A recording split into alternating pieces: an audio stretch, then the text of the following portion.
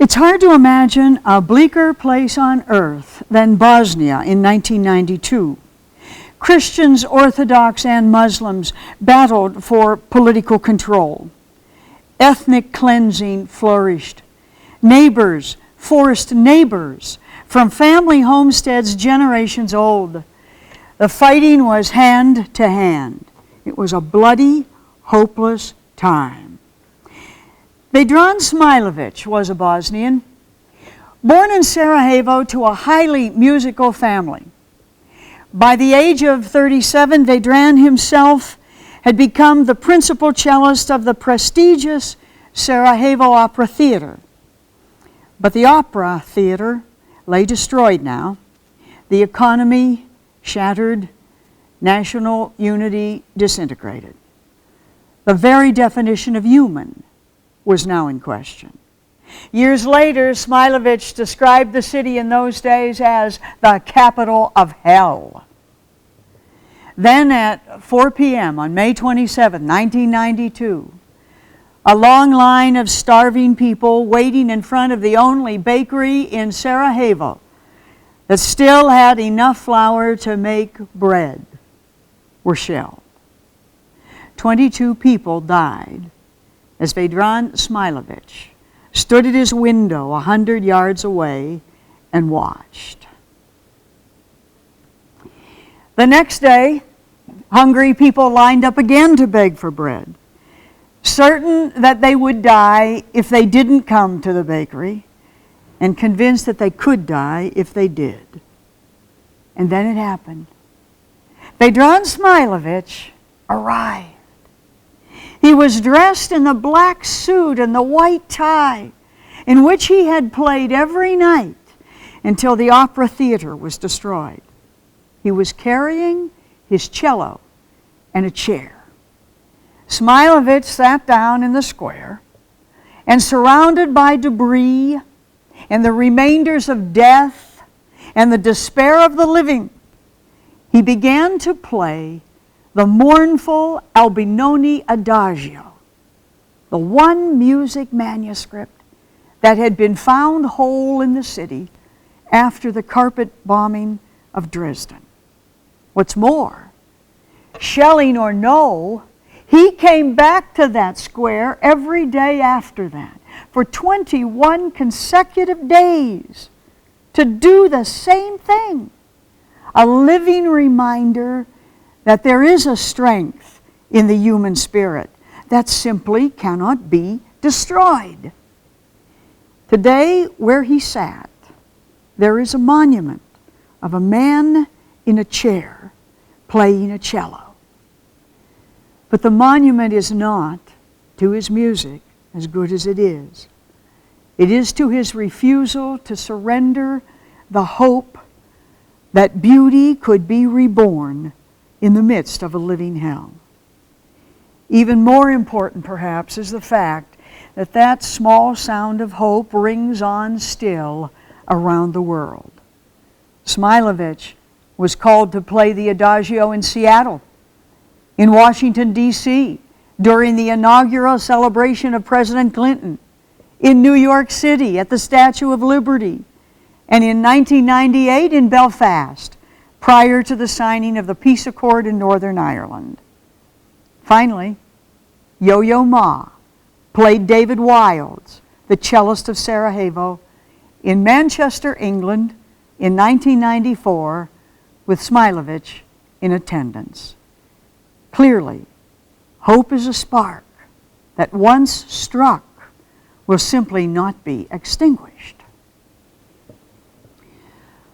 I know out of my own experience that there is no such thing as life without struggle. I have met it indeed from one end of life to another. Over and over again, the foundations of life have shifted and slid away from me, sometimes only changing the mental landscape a little, at other times shattering every given I've ever assumed into a kaleidoscope of pain. I've come, like you, through the death of loved ones, debilitating illness, life-shaping disappointment, and public rejection by the very institutions and people that have meant the most to me.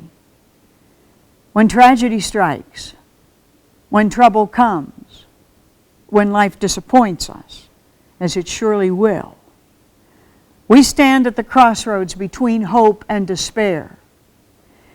To go the way of despair colors the way we look at things, makes us suspicious of the future, makes us negative about the present.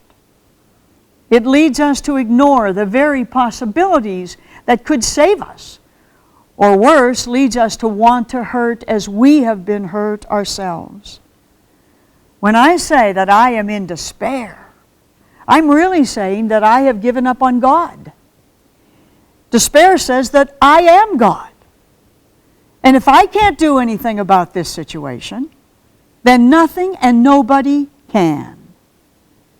To go the way of hope, on the other hand, takes life on its own terms, knows that whatever happens, God lives in it, and expects that whatever its twists and turns, it will ultimately yield its good to those who live it consciously, to those who live it to the hilt. Hope is not a matter of waiting for things outside of us to get better. It is about getting better inside, about what is going on outside. It's about becoming open to the God of newness. It's about allowing ourselves to let go of the present, to believe in the future we cannot see, but trust to God. Surrendering to the demands of the moment, holding on when holding on seems pointless, brings us to that point of personal transformation, which is the juncture of maturity and sagacity. Then, whatever the circumstances, however hard the task, the struggles of life may indeed shunt us from mountaintop to mountaintop, but they will not destroy us. Life is not one road. Life is many roads, the walking of which provides the raw material out of which we become hope in the midst of despair. Every dimension of the process of struggle is a call to draw from a well of new understandings. It's in those that hope dwells. It's that wisdom that carries us beyond the dark night of struggle to the dawn of new wisdom and new strength. We always think of hope as grounded in the future, but that's wrong, I think. Hope is fulfilled in the future, but it depends on our ability to remember that, like Vedran Smilovich, we have survived everything in life to this point, and in even better form than we were when those troubles began. So why not this latest situation too? Then we hope, because we have no reason not to hope. Hope is what sits by a window and waits for one more dawn, despite the fact that there isn't an ounce of proof in tonight's black, black sky that it can possibly come. And ancient people tell the story of the elder who was talking about struggle. The elder said, I feel as if I have two wolves fighting in my heart. One wolf is the vengeful, angry, violent one. The other wolf is the loving, compassionate one. And the disciples ask, but which wolf will win the fight in your heart? And the Holy One answered, it depends on which one I feed.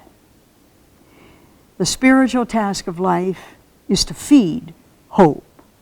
Hope is not something to be found outside of us. It lies in the spiritual life we cultivate within.